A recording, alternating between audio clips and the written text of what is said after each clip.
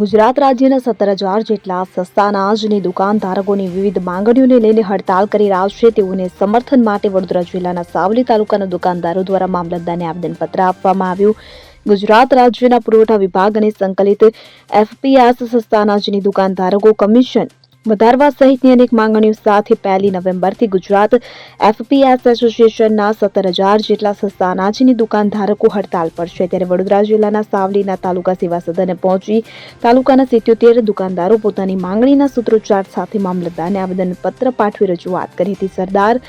સરકાર દ્વારા માંગણીઓનો સ્વીકાર ન કરાય તો રાજ્ય સ્તરના બંને એસોસિએશન દ્વારા બંધની જાહેરાત ન થાય ત્યાં સુધી વડોદરા શહેર અને ગ્રામ્યની વ્યાજબી ભાવની દુકાનદારો સમર્થનમાં રહીશુંનો ઉલ્લેખ આવેદનપત્રમાં કરવામાં આવ્યો હતો. રાજ્યના 17,000 સંચાલકો દુકાનદારો પુરવઠા તંત્ર સાથે જોડાયેલા છે. તેઓની અપૂરતી માંગણીઓ અને વ્યાજબી માંગણીઓ સાથે સમગ્ર ગુજરાતમાં 1 નવેમ્બરથી હડતાલ ચાલુ છે. એમાં આજ રોજ અમે આવેદનપત્ર આપી અને સાવલી તાલુકાના એફપીએસ સંચાલકો જેની સંખ્યા 77 છે તે તમામ અમે સમર્થન જાહેર કરેલું છે.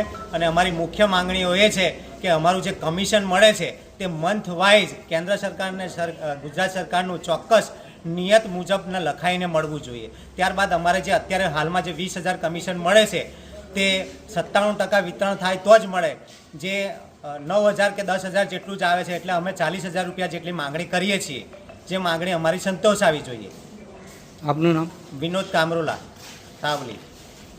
ઇકબાલ લુહાર સાથે CN24 ન્યૂઝ સાવલી. હવે જુઓ દેશ દુનિયાની તમામ ખબરો તમારી આંગળીના ટેરવે. ઉઠાવો મોબાઈલ અને Google Play Store પરથી ડાઉનલોડ કરો અમારી CN24 ન્યૂઝ મોબાઈલ એપ.